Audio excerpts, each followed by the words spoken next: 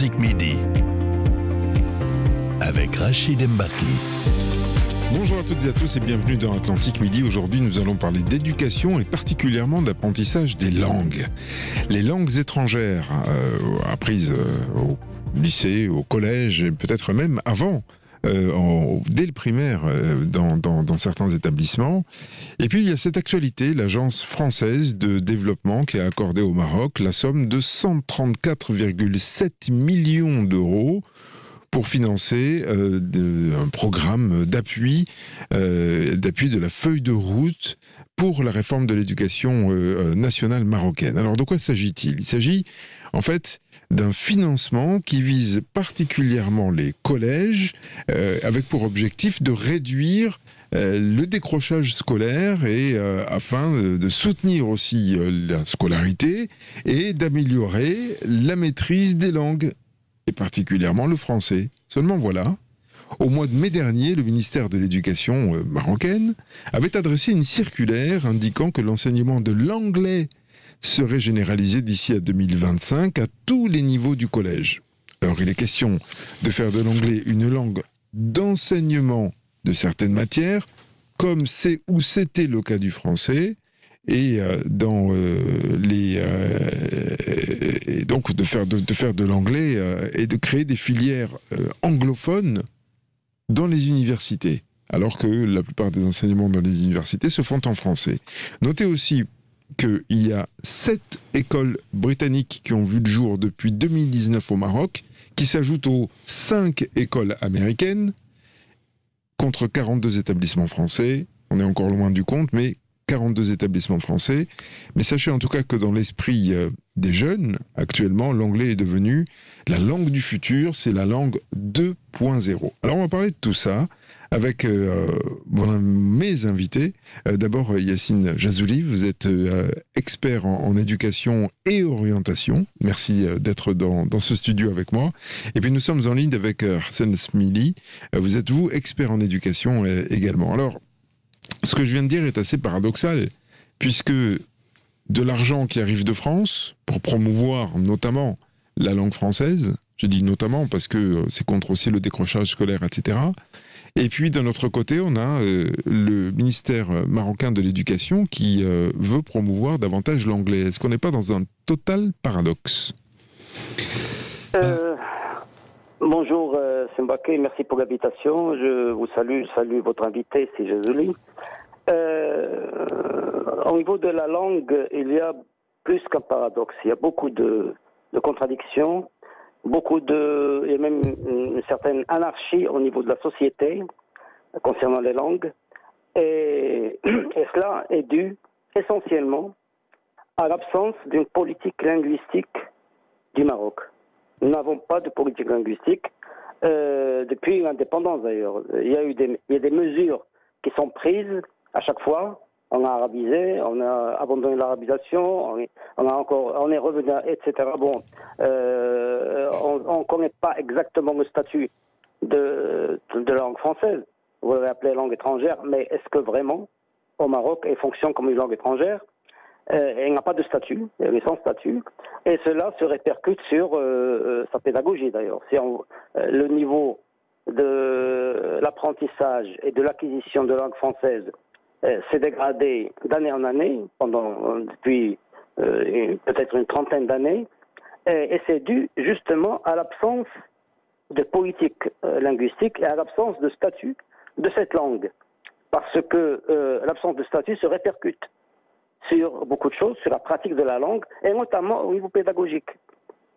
Moi, je vous rappelle tout simplement, par exemple, au niveau des normes nationales, des normes pédagogiques nationales, au niveau du français au collégial, on dit, vous pouvez vous référer au document, on dit que l'objectif à la fin du cycle collégial, c'est que l'apprenant ait acquis et maîtriser d'une manière parfaite les structures de la langue française.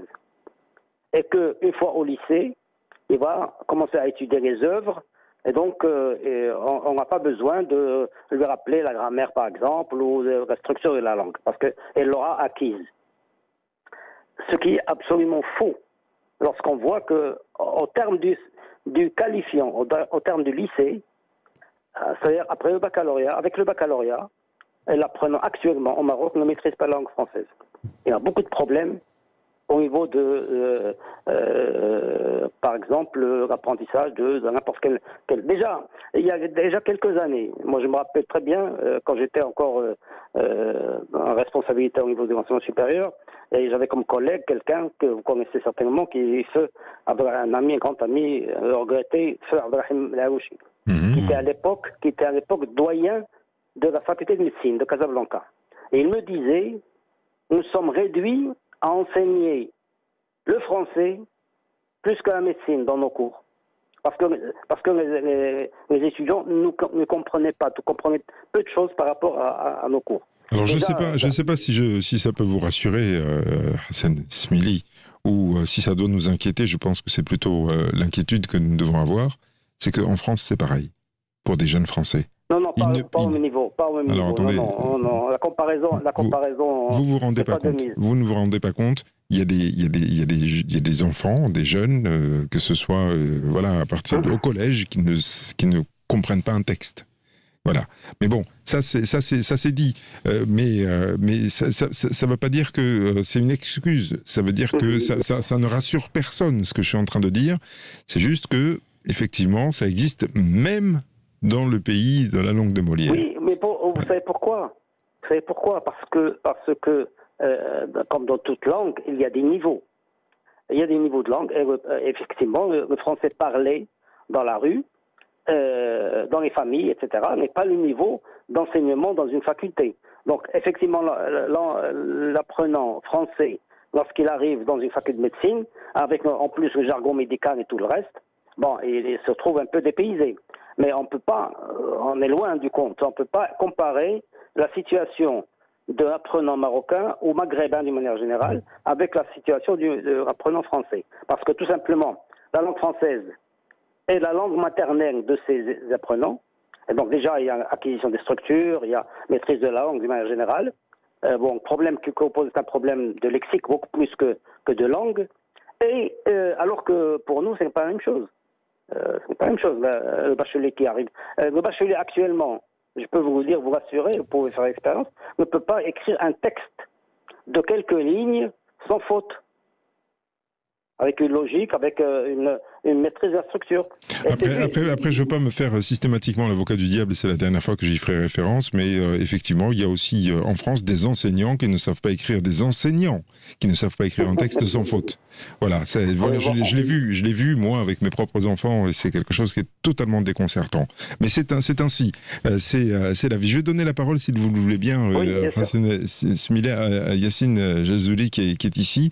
Revenons sur notre sujet, c'est-à-dire que la France qui met des moyens importants, puisqu'on parle de 134,7 millions d'euros qui est destiné au collège pour éviter le décrochage, scolaire, pour éviter, pour faire du soutien, pour améliorer la maîtrise de langue et particulièrement le français. Est-ce que c'est pas paradoxal avec ce qu'avait annoncé le ministère de l'Éducation marocain au mois de mai dernier en disant on va généraliser l'anglais? Maintenant, c'est la langue du futur, c'est l'anglais, c'est plus le français. Oui, la langue du futur, c'est peut-être l'anglais, mais généralisé, je pense que ça a été mal compris peut-être, parce que généralement, on commence à apprendre l'anglais à partir du lycée. Donc là, c'est l'introduction de cette langue à partir du collège, ce qui est pas mal. Donc c'est une volonté, parce que, comme vous avez dit, les jeunes aujourd'hui sont très friands de cette langue, adorent cette langue, travaillent avec ça, mais ça serait utopique de dire qu'on peut changer de système du jour au lendemain. Pour faire cela, il faudrait vraiment une conduite de changement qui soit menée avec maestria, qui prendrait des décennies à être faite. Donc on ne peut pas se permettre aujourd'hui de commettre la même erreur, comme a dit Sismili, de passer, comme on avait fait, passer du français à l'arabe et de l'arabe au français, avec toute cette bipolarité qu'on vit aujourd'hui. Et les fruits de cette bipolarité, comme a dit Sismili, comme je l'ai vécu moi, en tant qu'enseignant, en recevant des étudiants qui venaient après le bac dans les études supérieures, avec un niveau en français qui est, on va le dire, catastrophique, une incapacité à écrire, à avoir une logique, même dans le parler. Donc, Pourquoi ? Parce qu'il y avait cette, on va dire, cette bipolarité. Donc, tout, du primaire, secondaire au lycée, c'est en arabe. Et après, pouf, on passe au français. Ouais. Donc, généralement, les gens ne se retrouvent pas. C'est pas facile. Ouais. Donc, aujourd'hui, encore des aberrations dans ce sens. Il y a une université ici à Casablanca où on est censé enseigner la psychologie en arabe, mais les profs donnent des cours en français, donnent des polycopies en français, ouais. Et vice-versa. Il y en a qui doivent être en français, qui sont donnés, et même les examens sont enseignés en français et l'examen est en arabe. Et donc c'est un peu aberrant. Donc c'est pour ça qu'aujourd'hui, il faut vraiment arrêter avec ça. Donc aujourd'hui, le Marocain a le choix. C'est une des choses aussi qui est sympathique parce qu'il y a eu des conventions qui ont été signées, certes avec la France, mais aussi avec la Grande-Bretagne, mais avec l'Espagne aussi. Oui, donc parce que l'espagnol gagne beaucoup de terrain. Oui, parce qu'il y a aussi une volonté donc de donner le choix. Et pour moi, ce choix, c'est une richesse. Donc l'étudiant marocain, si on lui donne le choix de choisir la filière après le collège, donc dans le lycée, une filière francophone, anglophone ou hispanophone, pour moi, c'est une richesse. Donc parce qu'il y a des gens qui ont une certaine habilité pour une langue plus qu'une autre. Donc pourquoi pas lui donner le choix. Donc et après, ça va dépendre aussi de son futur, de son objectif. Bien sûr. Et on verra comment ça va se passer. C'est aussi votre opinion, c'est ce choix que peuvent avoir les Marocains, Hassan Smili? Absolument. Bon, maintenant ça semble difficile, comme le dit Jazuli, parce que le français maintenant domine encore le terrain. D'ailleurs, pas seulement le terrain de la. Il faut dire ça souvent parce que c'est important. Il faut pas. Quand on parle de la langue, c'est difficile de se limiter à l'école. Parce qu'il y a aussi le marché du travail, il y a aussi l'entreprise qui fonctionne en français. Ne serait-ce qu'au niveau de l'écrit, parce qu'au niveau de l'oral, on ne peut pas dire que tous les employés parlent français. C'est pas vrai. Mais au niveau de l'écrit, c'est en français. Et donc, si on doit donner un choix, il faut que l'entreprise aille aussi dans ce sens. Si quelqu'un choisit, par exemple, la filière anglophone jusqu'au bout, eh bien, il aura des problèmes au niveau de l'entreprise, au niveau de son travail. Ça dépend quelle entreprise. Ça dépend quelle entreprise, mais la majorité des entreprises en ce moment, surtout les moyennes entreprises, etc., fonctionnent en français.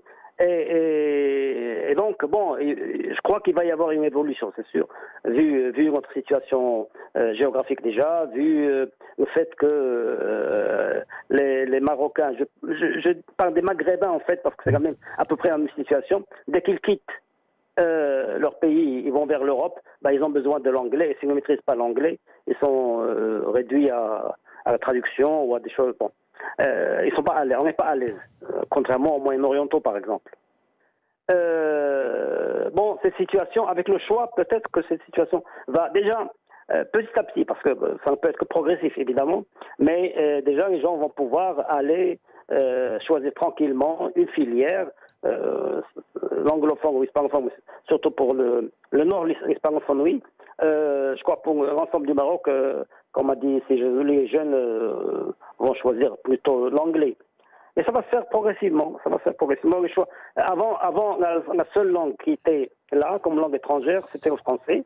Maintenant, cette ouverture, elle est importante, à condition qu'on limite un petit peu, d'une manière ou d'une autre, la domination de la langue française. Parce que la langue française reste... C'est ça le paradoxe. C'est une langue sans statut, mais c'est une langue qui est plus qu'une langue officielle, puisque on la retrouve sur le répertoire linguistique des langues officielles. Et c'est pour ça que moi je préfère qu'on réfléchisse sérieusement à une politique linguistique du pays. Pour que chaque langue ait sa place et une place officielle. On va en reparler dans un instant, Hassan Smili et aussi Yacine Jazuli, tous les deux experts en éducation. On va en reparler dans un instant, juste après les infos. Atlantique Midi, avec Rachid Mbaki. L'apprentissage des langues dans les établissements scolaires est au menu d'Atlantique Midi aujourd'hui. Et pour en parler, je reçois dans ce studio Yacine El Jazuli. Vous êtes expert en éducation et orientation. Et puis nous sommes toujours en ligne avec Hassan Esmili, expert en éducation également. Et on parlait, il y a, juste avant d'être, si j'ose dire, interrompu par le flash d'information, on parlait de la position justement de ces langues étrangères et de leur officialisation, voilà, de leur institutionnalisation. C'est comment est-ce que on les place dans l'échiquier sociétal tel que le Maroc existe aujourd'hui? Ça, c'était la question qu'on était en train de se poser avant d'être interrompu. Hassan Esmili. Oui, je voulais juste rappeler que la question du choix et surtout d'introduire plusieurs langues étrangères a été dans toutes les réformes, elle était dans la charte en 99, la charte nationale, elle est dans la vision stratégique 2015-2030 et dans la loi 51-17 qui a promulgué ou mais donné une forme juridique à la vision stratégique, en partie au moins. Et dans cette loi, il est prévu justement d'introduire l'anglais progressivement au collégial et surtout que au bout du compte, à la fin, au niveau du baccalauréat, l'apprenant soit maîtrise, on dit maîtrise, j'espère qu'on y arrivera, 2 langues étrangères. Donc on les nomme pas, mais enfin 2 langues étrangères, c'est on pense à l'anglais et au français ou au français et à l'espagnol. Voilà, donc ou l'anglais et l'espagnol. L'anglais et l'espagnol, bon, mais on peut rêver parce que pour l'instant le français il est enraciné non, mais en bonne position, disons. Au Maghreb, ça semble difficile de l'éliminer. Personne ne le souhaite, en fait. Personne ne le souhaite. Non, c'est pas la question. Ce que je veux dire par là, c'est qu'en fait, il y a des nouveaux métiers qui apparaissent, et particulièrement les métiers d'informatique, et ces métiers-là, le langage, il est en anglais, il n'est pas du tout en français, sauf à faire de la traduction, mais ça c'est autre chose. Absolument. Et donc les jeunes, lorsqu'ils veulent intégrer un de ces métiers-là, les métiers d'avenir, métiers du futur, eh ben c'est vers les langues du futur qu'il faut aussi se diriger. Absolument. Mais l'introduction de l'anglais et de l'espagnol déjà était au Maroc, en fait, il a une histoire. Bien sûr. A été écarté, l'espagnol a été écarté.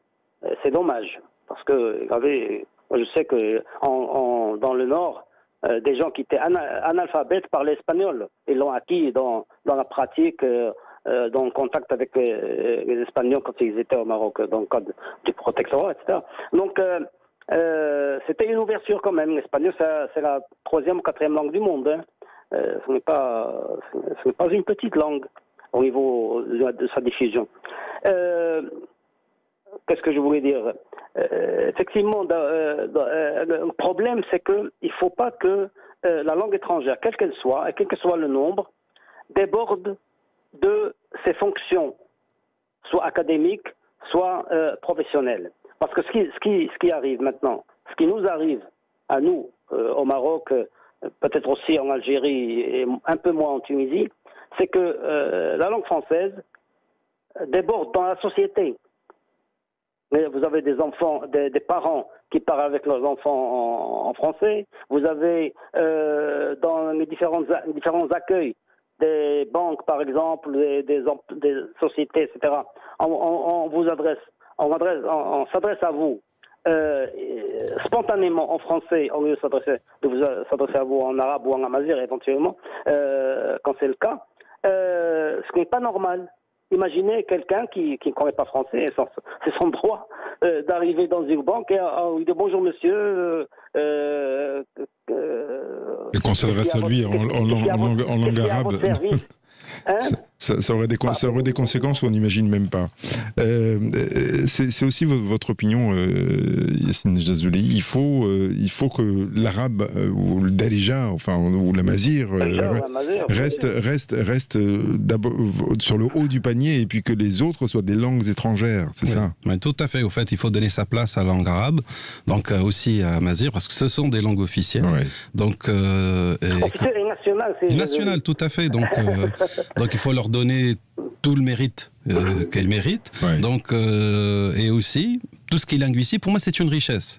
Donc, il faut pas voir un conflit entre le français ou l'anglais, ou il faut changer celui-là par l'autre. Moi, pour moi, par exemple, le français m'a permis d'enseigner à des subsahariens. Donc, je pouvais pas leur enseigner dans l'arabe, mais j'ai pu leur enseigner en français. Donc, c'était des Gabonais, c'était des Guinéens, et ça m'a permis de communiquer avec eux. Pour moi, je trouve qu'avoir plusieurs langues, c'est comme avoir plusieurs flèches dans son arc. Donc, moi, je parle anglais, je parle français, je parle un peu espagnol. Pour moi, c'est une richesse. Et j'aimerais parler d'autres langues. Vous avez parlé tout à l'heure de l'espagnol qui a été enlevé, mais il y avait aussi une section allemande avant au Maroc. Donc il y avait la possibilité d'apprendre l'allemand. Et aujourd'hui, qui n'existe plus, malheureusement. Donc pour moi, il faut donner le choix. Il n'existe plus à la faculté parce qu'il y avait une section d'allemand à la faculté de Rabat et à Casablanca aussi. Oui, mais c'était même au lycée. Donc, même au lycée, il y avait ça. Donc, et aujourd'hui, non, l'allemand n'existe plus. Et pour moi, apprendre plusieurs langues va permettre à ces étudiants de s'épanouir, de s'ouvrir sur de nouvelles cultures.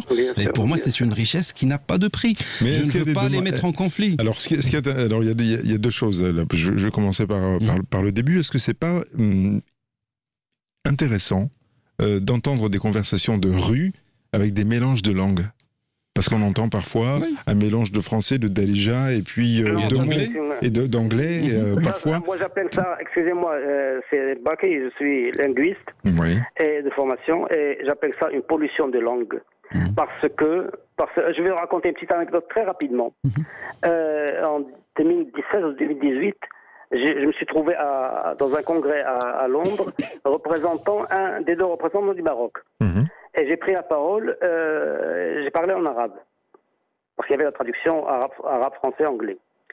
J'ai parlé en arabe, et juste après moi était inscrite la ministre de l'Éducation nationale d'un pays que je tairais par délicatesse. Elle a pris la parole, elle parlait donc normalement. À un certain moment, la salle a commencé à rire, vraiment d'une manière bruyante, quoi. Elle ne savait pas quoi, elle n'a pas raconté de blagues, il n'y a pas d'humour, et c'était un discours sérieux, et la salle a commencé à rire. Et après, quelqu'un lui a dit, Madame la ministre, les traducteurs sont perdus parce que vous parlez en arabe et en français. Elle était vraiment bloquée. Elle a conclu en 2 mots et a quitté la tribune. Voilà un exemple. C'est un pays comme nous, c'est-à-dire les gens qui. Nous, moi j'ai remarqué qu'à un certain niveau, on ne mélange pas. Non, à un certain niveau, non, on ne mélange pas. Je parlais de la rue. Moi, je parlais on entend ça. De la rue, mais vous interviewez un employé moyen ou il n'arrive pas. Maintenant, il n'arrive pas à parler couramment français ou couramment arabe, sans mélanger. Et ça, c'est un grand problème. C'est un grand problème parce que, pour le dialectal, quelqu'un qui m'a dit récemment, sa femme est française, il veut apprendre l'arabe, il m'a dit, je n'arrive pas à apprendre la Darija parce que la Darija, c'est un mélange de français et d'arabe. Je dis non, c'est pas, ça c'est la pratique. Si vous parlez correctement Darija, vous n'avez pas besoin de mélanger. C'est pas vrai. C'est ça le problème. Et ça, c'est vraiment polluer la langue. Imaginez les Français en train de parler, de switcher constamment entre l'anglais et le français. Même en utilisant des verbes conjugués en français. C'est déjà un peu le cas. Hein. On appelle ça ils appellent ça le franglais. Le franglish.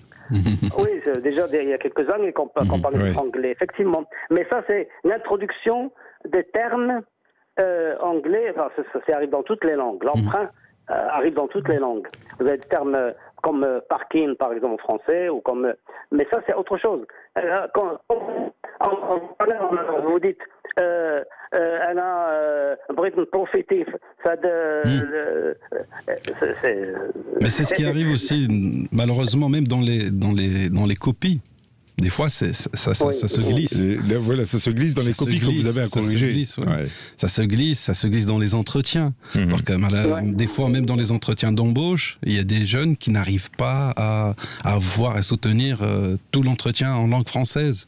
Donc, parce qu'il y a un manque de lexique, de vocabulaire, des fois, et surtout cette habitude de mixer entre les langues. Donc, dans les familles qui s'installent, mais il y a même des familles qui n'osent plus parler arabe, j'en connais. Donc, leurs enfants ont une difficulté à parler derija. Donc, on voit des exemples sur Facebook, ça devient même humoristique, mais moi, ça me fait mal au cœur. Donc, oublier sa langue, c'est pour ça que l'arabe doit être... c'est plus qu'une pollution, pour moi, c'est à la limite une destruction. Donc, c'est l'identité, nous sommes marocains, on parle arabe, on parle amazigh, donc on a nos propres identités. Ça, c'est une chose. La langue, c'est une richesse, il faut la voir comme une richesse. Donc, il faut s'en prémunir, en avoir. Parce que moi, j'aimerais bien que nos enfants demain soient polyglottes, parce que ça permettrait beaucoup de choses, d'ouvrir beaucoup de choses. Vous avez parlé tout à l'heure de l'IT, tout ce qui est informatique, mais il ne faut pas oublier que, oui, le langage, la programmation est anglophone, mais par exemple, quand ils vont travailler pour des multinationales au Maroc francophones, ils seront amenés à écrire des mails. Et moi, dans mon entreprise, on fait des fois des soutiens pour des ingénieurs en langue française à l'écrit professionnel. Alors je vous interromps parce qu'on doit tourner une page de publicité. Je ne sais pas si elle est en français ou en derija. Je ne sais pas. On va la découvrir. Atlantique Midi.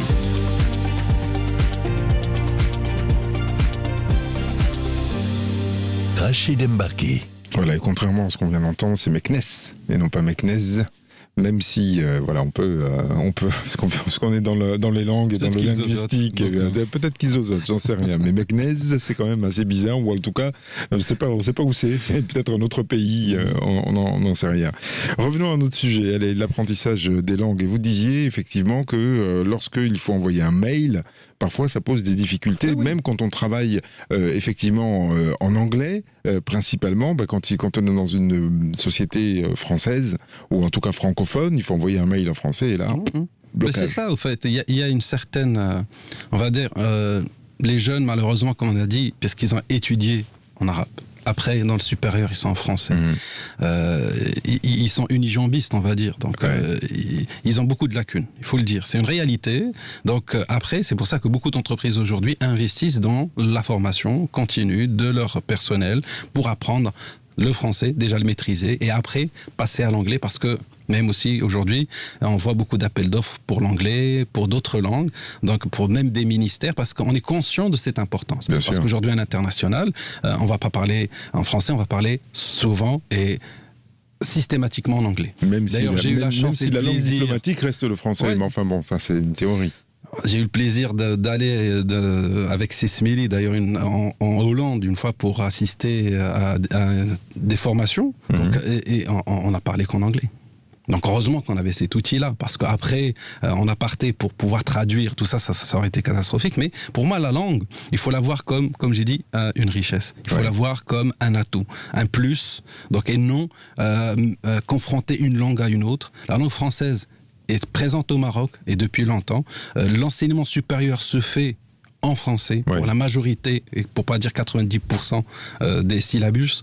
Donc, elle existe. Il faut donner le choix. D'ailleurs, ça a été fait. Donc, il y a eu à un moment le bachelor anglophone au sein de l'université. Mais malheureusement, c'est la première et la dernière promotion, parce que il y a eu des problèmes politiques, donc on change. Mais pourquoi pas donner le choix? Donc, tu veux rentrer à l'université, tu veux faire de l'anglais, et il y a des profs qui peuvent le faire. Pourquoi pas? Donc, le choix doit être présent. Et moi, ce que j'aime bien, c'est qu'aujourd'hui, avec les BIOF, les fameux bacs internationaux, option français, option anglais, option espagnol, on met ça sur la table. Celui qui veut terminer les matières scientifiques en arabe a le choix, en français il a le choix, en anglais il a le choix, et en espagnol il a le choix. On parle de plusieurs langues, là on parle du français, on parle de langue étrangère, on parle du français, on parle de l'anglais, on parle de l'espagnol. Est-ce que tout ça c'est le fruit de l'influence de ces pays? Est-ce que oui ou non, ces pays, comme peut-être la France, puisqu'on parle de 134,7 millions d'euros distribués comme ça pour soutenir cette réforme dans l'éducation, cette feuille de route, C'est un prêt. C'est un prêt. Mais enfin bon, il faut quand même trouver l'argent. Voilà. Est-ce que oui ou non, ça compte, c'est de l'influence quelque part pour promouvoir telle langue plutôt que telle autre? Oui, mais il ne faut pas oublier aussi que le Maroc va abriter l'Académie internationale de la francophonie scientifique.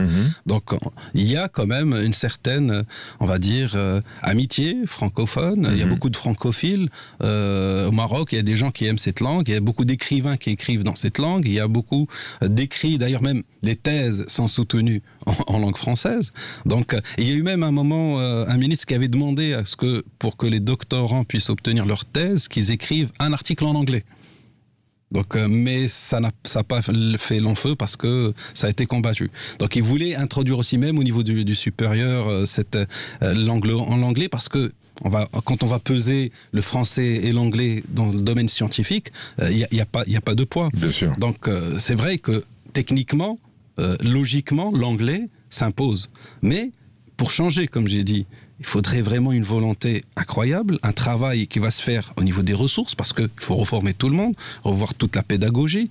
Vraiment, c'est une conduite de changement qui va prendre au minimum. Et j'ai posé cette question à ChatGPT.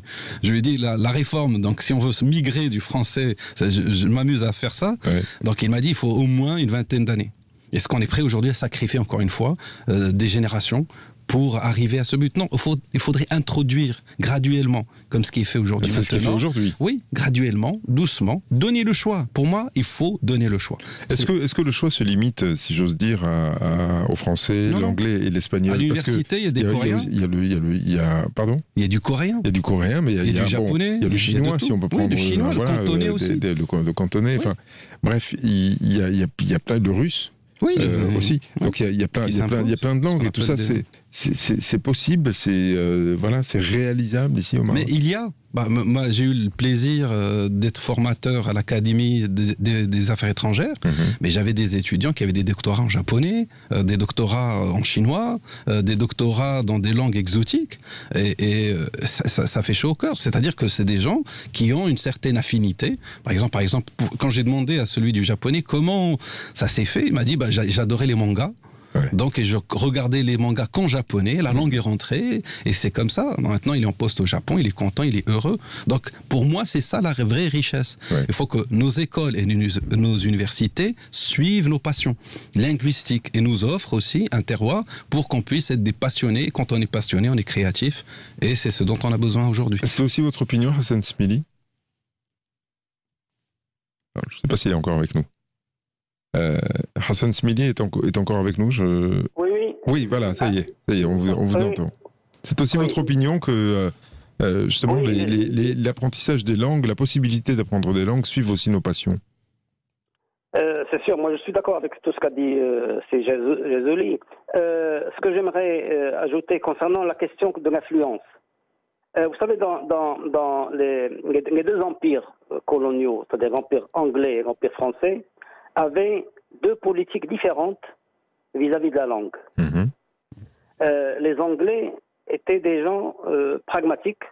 Quand ils étaient là, c'était pour, évidemment, bien sûr pour des raisons économiques, mais c'est ce qui est en premier lieu. C'est-à-dire qu'ils ne pensaient pas que la langue pouvait jouer un rôle important dans le développement de leurs ambitions coloniales. Les Français avaient une position différente. Les Français ont toujours pensé qu'on ne peut on a pénétré dans une société qu'à travers la langue et la culture. Et ils tenaient beaucoup à faire connaître leur langue, mais ils tombaient dans en même temps un paradoxe, c'est que la langue, c'est une arme à double tranchant. Vous savez, la langue, quand on la maîtrise, on peut aller voir ce qui se passe dans sa culture, être imprégné de sa culture, etc. Et ça, du temps du protectorat, c'était un danger. Former des gens, on voulait bien faire apprendre la langue, mais jusqu'à un certain niveau.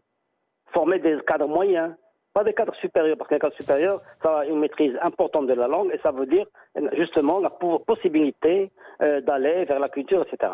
Et ça, d'ailleurs, c'était le cas dans tous les militants nationalistes qui étaient francophones, des gens comme, je ne sais pas, comme Brahim Bouhabid, comme Medine Mbaka, des gens qui ont étudié Ahmed Ben Afouaj et d'autres, tous ces gens-là ont étudié en français et ont été imprégnés de la culture française, mais ils l'ont utilisé dans l'autre sens.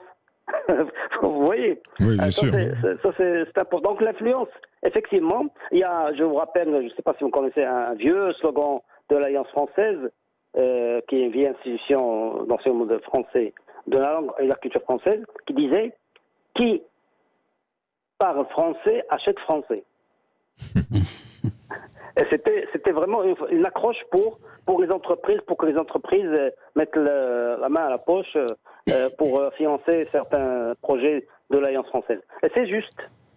C'est juste parce que quand on parle une langue, on a accès plus facilement à ces produits, on peut lire les notices, on peut faire beaucoup de choses. Et donc, pour les pays qui vont, Mais il se trouve que maintenant, il y a quand même une accélération des Anglais, si j'ose dire, des Britanniques, puisque, je le disais en introduction, il y a 7 écoles britanniques qui ont vu le jour depuis 2019. C'est très très court comme délai, c'est-à-dire, voilà. Il y a d'autres qui sont en cours de construction. Il y en a d'autres qui sont en cours de construction. Il y a en tout 42 établissements français. Mais d'autres en construction. Vous savez que la concurrence entre l'Empire français et l'Empire britannique, elle est historique. Hein. Mais est-ce que le Maroc n'est pas le théâtre d'une guerre éducative? C'est sûr, ça va venir, c'est sûr. Mais je crois que l'avenir est sûrement à l'anglais. Bon, évidemment, le français ne va pas perdre des pays comme les nôtres si facilement. Mais enfin, il sera remis à sa place. Moi, c'est ça qui m'intéresse le plus. Moi, je suis francophone et j'ai enseigné le français d'ailleurs avec la linguistique avant la linguistique. Mais ce qui m'intéresse, c'est que la langue française reprenne sa place véritable de langue étrangère au même titre que l'anglais, l'espagnol et d'autres langues. Vous voyez? Et ça doit être l'objectif d'une politique linguistique. Est-ce qu'on doit continuer à avoir des journaux d'information en langue française, en langue espagnole, sur la télévision publique marocaine, par exemple? Vous laissez la liberté aux gens, évidemment, mais c'est le marché qui va juger. Vous savez que, par exemple, votre maison produit aussi un journal, un très bon journal d'ailleurs, l'Économiste, oui, bien sûr. L'Économiste publie à 20 000, mais n'importe quel, au 20 ou 25 000, mais édite à 25 000, mais tous les journaux arabophones éditent à 70, 100 000 et plus parfois, ça dépend des moments, mais parfois c'est beaucoup plus. Ça veut dire que c'est le marché finalement qui va décider est-ce qu'on va garder des journaux étrangers ou pas. Parce que si vous éditez un journal en anglais ou en espagnol et qu'il y a 30 personnes qui le lisent, ce n'est pas possible. Vous voyez, donc je crois que le marché va jouer un rôle important là. Le marché il est en train de migrer, d'ailleurs, pour parler d'influence, je vais donner des chiffres. Pour la presse, c'est très particulier. Hein, oui, je vais parler d'éducation, on va revenir sur ça. Oui.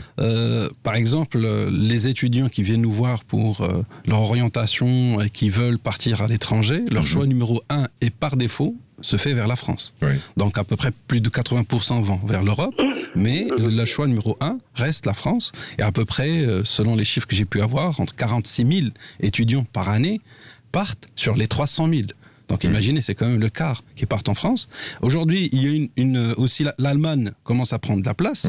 Donc on voit que l'Angleterre aussi commence à prendre de la place. Le Canada. Donc le Canada, pourquoi? Parce que le Canada s'est ouvert au Maroc et il offre aujourd'hui des bourses, il offre des facilités aux Marocains, après, au même titre que les Canadiens pour venir étudier. Il y a des pays de l'Est aussi, comme la Roumanie. Un peu moins, parce que avec la guerre en Ukraine et ce qui s'était passé, donc il y a une certaine crainte qui s'installe, donc avec l'instabilité géopolitique. Donc, mais avant aussi, l'Ukraine, la Roumanie, la Bulgarie, donc tout ce qui était scientifique, médical. Mais aujourd'hui, on voit aussi qu'au Maroc, avec l'ouverture de certaines universités privées médicales, donc les gens reviennent d'ailleurs. Ils reviennent. Beaucoup d'étudiants subsahariens qui viennent étudier au Maroc. Et qui vont étudier comment? En français. C'est pour ça que cette richesse-là, il faut pas la laisser. Donc, introduire l'anglais et les autres langues aussi, c'est une bonne chose. Mais il faut voir aussi le bon côté. Allez, on va laisser la place aux infos dans quelques instants et on va continuer à parler de l'apprentissage des langues étrangères. Juste, petite parenthèse comme ça, c'est que dans les établissements français, ici au Maroc comme ailleurs, on apprend l'anglais. Je suis pas sûr qu'on apprenne le français dans les établissements britanniques. Je sais pas. Peut-être en tout cas, en troisième langue. Peut-être. Allez, dans une seconde, les infos et on se retrouve juste après. Atlantique Midi avec Rachid Mbarki. Et nous parlons d'apprentissage des langues aujourd'hui, des langues étrangères ou des langues tout court qui sont apprises dès le plus jeune âge, dès la primaire, le collège, le lycée, aussi l'université, et avec l'Agence française de développement qui a accordé un prêt de 134,7 millions d'euros au Maroc pour financer son programme d'appui à la feuille de route pour la réforme de l'éducation nationale. Alors qu'est-ce que c'est que cette réforme de l'éducation nationale, ou en tout cas cette feuille de route-là? Elle concerne, ça vise en tout cas en particulier les collèges, et l'objectif c'est de réduire le décrochage scolaire, de faire du soutien scolaire et évidemment d'améliorer la maîtrise des langues et en particulier évidemment du français. Ce qu'il faut dire aussi, c'est que au mois de mai dernier, le ministère de l'Éducation marocain avait adressé une circulaire indiquant que l'enseignement de l'anglais serait généralisé d'ici à 2025 à tous les niveaux du collège. N'est-ce pas un paradoxe ? On posera la question. Il est en tout cas question de faire de l'anglais une langue d'enseignement dans certaines matières, comme l'est actuellement ou l'a été parfois le français. Et évidemment, dans les universités, les filières anglophones continuent, se multiplient même, puisqu'il y a certaines matières qui ne s'apprennent qu'en anglais. Notez aussi, pour être tout à fait complet, que 7 écoles britanniques ont vu le jour depuis 2019 au Maroc, qui s'ajoutent, on peut le dire, même si l'enseignement n'est pas tout à fait identique, mais qui s'ajoute aux 5 écoles américaines, et qu'il y a 42 établissements français actuellement au Maroc. Et il s'en crée de nouveau, c'est ce que vous nous disiez, Yassine El-Jazouli, tout à l'heure, Yassine El-Jazouli, qui est expert en éducation et orientation. Nous sommes toujours avec Hassan Smili, lui aussi expert en éducation. Et nous a rejoint pour cette discussion Abdel Nasser Naji. Vous êtes vous aussi expert en éducation, président de l'association Amaken, ex-membre du Conseil supérieur de l'éducation. C'est à vous que je vais poser d'ailleurs la question pour reprendre la conversation qu'on a depuis tout à l'heure avec vos deux collègues experts. Qu'est-ce que vous pensez de tout ça? Est-ce que finalement il y a une guerre des langues au Maroc?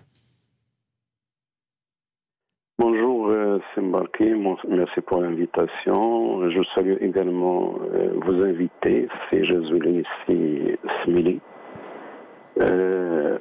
Une guerre des langues, je dirais il y a une guerre géostratégique au niveau du Maroc. Le Maroc s'inscrit aujourd'hui dans une nouvelle dynamique internationale.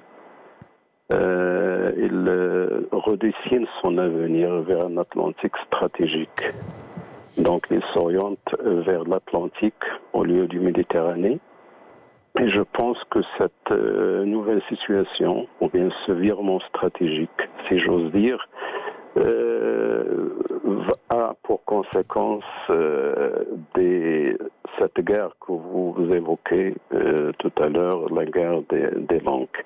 Le français aujourd'hui au Maroc, pas seulement au Maroc, mais dans plusieurs pays à l'international, il y a une menace très intéressante, très grande, très importante, qui menace l'existence même des Français dans plusieurs pays, même les pays traditionnellement francophones. Aujourd'hui, ils s'orientent ou bien ils ont pour intention de s'orienter vers l'anglais. D'ailleurs, il ne faut pas oublier ce virement stratégique de Rwanda qui est passé du français vers l'anglais. Et il y a d'autres pays qui menacent, surtout les pays du Sahel, qui menacent de passer du français vers une autre langue étrangère. Et je pense qu'ils vont passer vers l'anglais. Oui, mais là, Donc, c'est purement politique. C'est parce que on est... parce que dans ces pays-là, ils ont des problèmes avec la France, qu'ils se détournent du français. C'est pas quelque chose de, si j'ose dire, naturel. C'est quelque chose de volontaire, de stratégique. Oui, c'est ce que j'essaie d'expliquer. Pardon ? Non, allez-y, on vous écoute.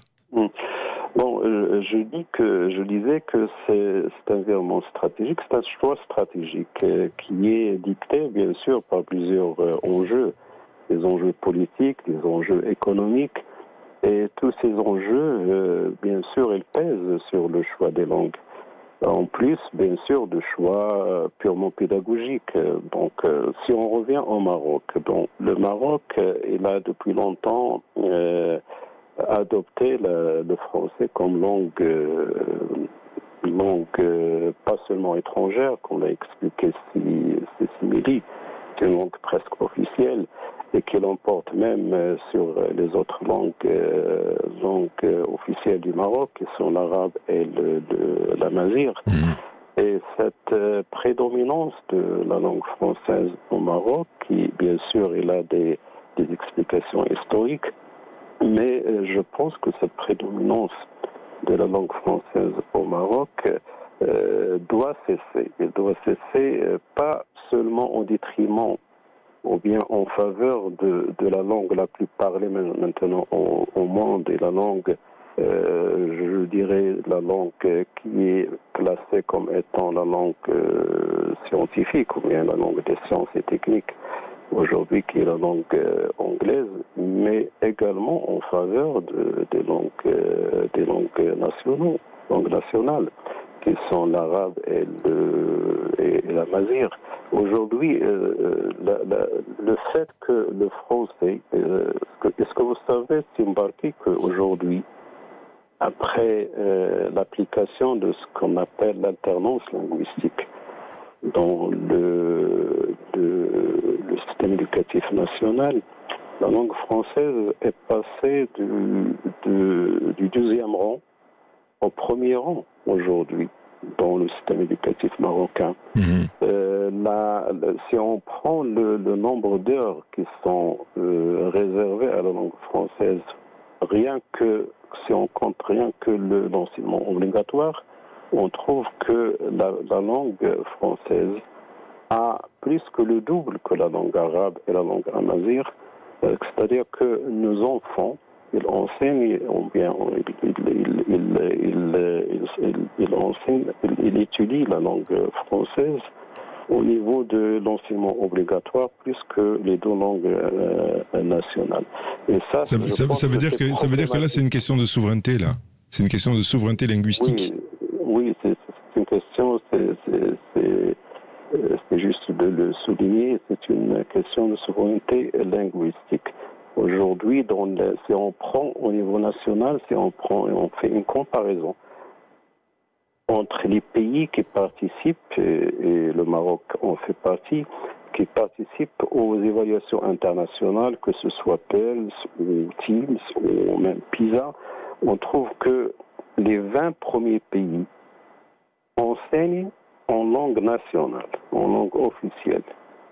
Ils n'enseignent même pas avec l'anglais. Ils enseignent dans l'enseignement obligatoire, dans les langues nationales, ou bien les langues officielles.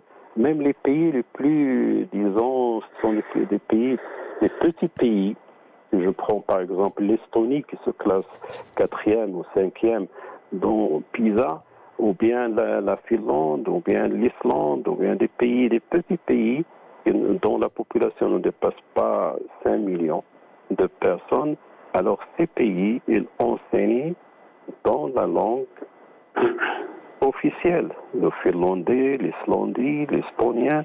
Donc ce sont des langues qui ne sont pas présentes sur l'échiquier international des langues. Mais malgré ça, on leur donne de l'importance au niveau national parce que c'est une question d'identité, comme l'a soulevé tout à l'heure Sijazouli, une question d'identité nationale. Donc il faut donner la place qu'il se doit aux langues officielles. Aujourd'hui, ce n'est pas le cas, malheureusement, au niveau du Maroc. On a adopté, et Sismili, il est là pour le confirmer, on a adopté le principe de l'alternance linguistique au niveau de l'éducation nationale, pas pour tirer le tapis sous le pied des langues nationales, mais pour renforcer un petit peu l'apprentissage des langues étrangères.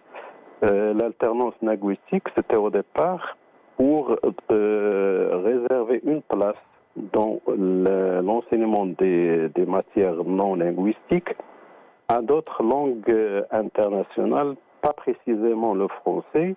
On peut parler par exemple de l'anglais, de l'espagnol ou bien d'autres langues, pour donner la place ou bien donner l'opportunité à l'apprenant pour pratiquer d'autres langues, pas seulement dans les matières linguistiques où c'est naturel d'enseigner ou bien d'étudier la langue, mais aussi dans les matières non linguistiques, comme les matières scientifiques, donner l'opportunité à nos apprenants pour s'ouvrir. Oui, d'avoir accès à ces matières-là dans les langues qui sont le plus pratiquées à travers le monde, et particulièrement les publications scientifiques qui sont en anglais. Yacine Jazouli, ça va dans le sens de ce que vous disiez tout à l'heure, oui, c'est-à-dire qu'il y a certaines matières, on ne peut pas se passer de la langue qui est la plus pratiquée dans cette matière. Ces pays qui ont été cités comme la Finlande, la Norvège, mais il ne faut pas oublier qu'ils sont parfaitement bilingue, ils parlent l'anglais presque couramment. Oui. C'est-à-dire qu'il fait partie intégrante de leur enseignement. Oui. Donc, j'en connais pas mal. Donc, pour eux, l'anglais est une langue, on va pas dire seconde langue.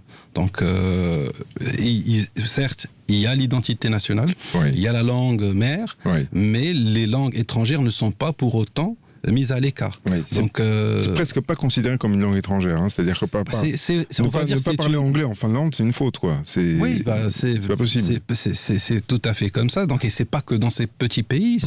Je vois par exemple la Hollande aussi, qui offre dans son enseignement supérieur le fait de pouvoir faire des études en anglais. Donc, il y a beaucoup d'Américains qui viennent à La Haye pour étudier le droit. Oui. Donc, moi, ce dont je rêverais, c'est d'avoir c'est d'avoir une certaine richesse linguistique. Ouais. C'est d'être ouvert parce que le Maroc, d'ailleurs, est ouvert sur le monde. Nous sommes une terre de passage. De par notre histoire et par notre futur. On est obligé aujourd'hui de s'ouvrir vers le monde, que ça soit vers l'Asie, vers l'Europe, vers l'Atlantique, vers l'Amérique du Sud. Donc, et moi, il faut qu'on prépare des jeunes. Il faut pouvoir parler toutes ces langues-là. Tout à fait. Moi, je veux qu'on prépare des jeunes à que nos universités, que nos écoles puissent donner ce choix-là. Parce que les Marocains ont une certaine capacité linguistique qui est incroyable. D'ailleurs, l'anglais, je connais beaucoup de gens qui n'ont jamais fait d'études, mais qui parlent couramment. Ils ont une certaine agilité. On a une agilité et qui permet on peut aller à Jamelefna et regarder. Les gens, ils parlent en chinois, ils parlent en japonais, ils parlent toutes les langues.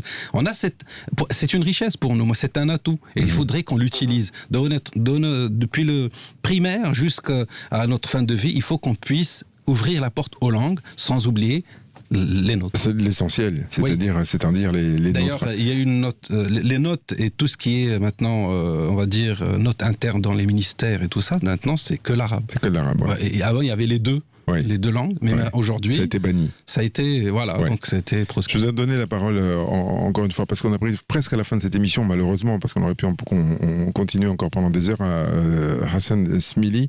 C'est aussi votre opinion, c'est... multiplier les langues pour avoir autant de richesse. C'est Naji et c'est Jazouli. Oui. J'ai un point que je veux préciser et qui fait la différence, une grande différence entre des pays comme la Norvège, la Suède, etc., ou même le Vietnam, le Liban, qui sont passés à l'anglais d'ailleurs il y a quelques années déjà, au niveau de la pratique de la langue étrangère dans la société. C'est une différence notoire.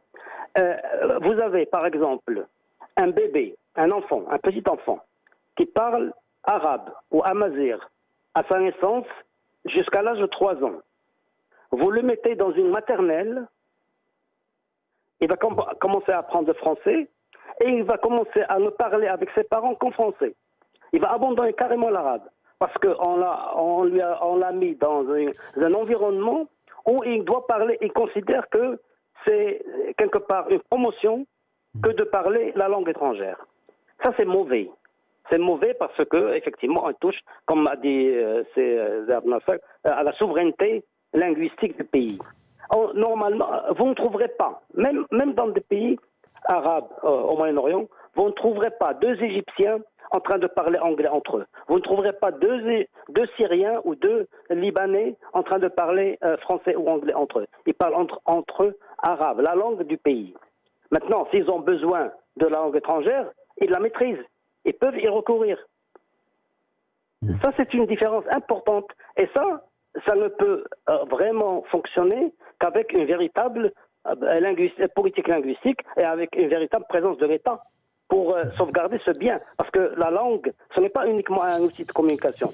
La langue est un bien collectif, immatériel, collectif, qui porte notre culture, qui porte l'identité, qui porte beaucoup de choses. Notre histoire. On est obligé, notre histoire, on est obligé de nous prévenir, de préserver et de nous protéger. Abdelnasser Naji, c'est le rôle de l'État. Abdelnasser Naji, c'est fondamental que de penser ça, c'est-à-dire la langue du pays doit être fondamentalement protégée et pouvoir évoluer aussi en fonction des temps que l'on vit. Bien sûr. Oui, bien sûr.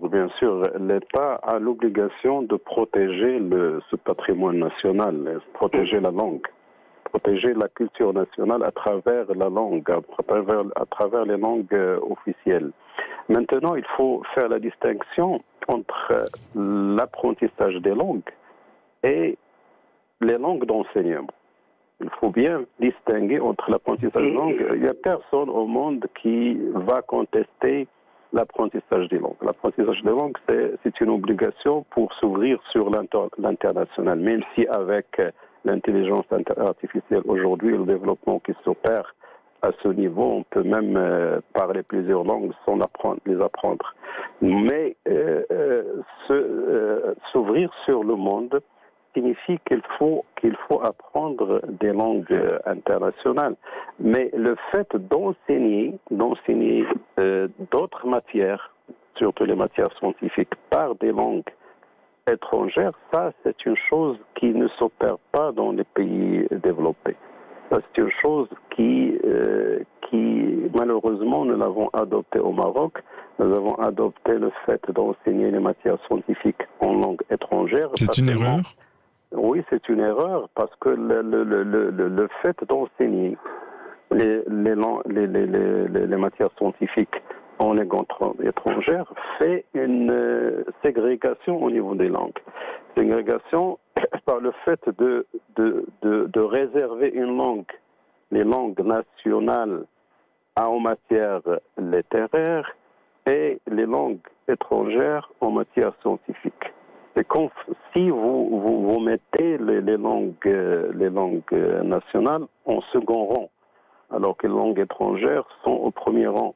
Et ça, c'est une politique qui va nuire à la position et au statut dont a parlé justement Smili tout à l'heure, le statut de la langue, des langues officielles marocaines, alors que le statut des langues étrangères elle est à un niveau supérieur. Et ça, c'est une mauvaise chose pour... Yacine Jazouli, vous n'avez pas l'air d'accord. Non, mais moi, je suis pour le choix, en fait. Oui, on instaure, il y a cette souveraineté, cette appartenance. Oui, mais il y a beaucoup de gens qui, d'une manière ou d'une autre, aimeraient étudier dans une autre langue. Donc là, par exemple, le fait de donner le choix, soit de suivre son cursus de bachelier en arabe, en français, en anglais, en espagnol, pour moi, c'est une preuve d'ouverture. Donc on donne le choix à ces gens-là, parce que peut-être qu'il a des choix de carrière à l'étranger. Il y a des étudiants qui dessinent leur avenir à l'étranger. Ou même, même quand on fait de la recherche, par exemple, quand on fait de la recherche scientifique et qu'il faut lire les publications ou soi-même essayer de publier, c'est en anglais. Oui, par défaut. C'est par défaut. Donc, moi, il faut que je puisse outiller mes étudiants, mes apprenants à cette richesse linguistique, avoir de l'anglais, du français, avoir de l'espagnol, être polyglotte, comme je dis. Parce qu'on en a besoin. Le Maroc, aujourd'hui, dans son ouverture, dans sa vision stratégique, a besoin de gens qui parlent plusieurs langues. Parce qu'on est un pays touristique, on est un pays d'accueil. Donc, se restreindre à une seule... Et on est un carrefour de l'Afrique. Oui, on est un carrefour du monde, en fait. On est du monde, on est vraiment central. Bien sûr. Donc, et cette richesse va nous grandir. On aura une société qui va être riche en culture, en ouverture, et on va lutter contre des idées, des fois qui sont qui vont nous restreindre à rester dans des schémas qui sont, on va dire, pas commode. On arrive au bout de cette émission, malheureusement, parce qu'on aurait pu continuer encore pendant des heures à en parler. Oui, merci en tout cas Yacine Jazouli, expert en éducation et orientation, d'avoir été avec nous dans ce studio. Merci aussi à Abdelnasser Naji, expert en éducation, président de l'association Amaken et ex-membre du Conseil supérieur de l'éducation. Merci beaucoup d'avoir été en direct dans Atlantique Midi. Merci également à Hassan Smili, expert en éducation. Merci à tous les trois pour cet éclairage et on sera certainement amené à en reparler. Excellente journée et à demain. Il est bientôt 13h30 dans quelques minutes, le temps de la publicité et ce sera les infos.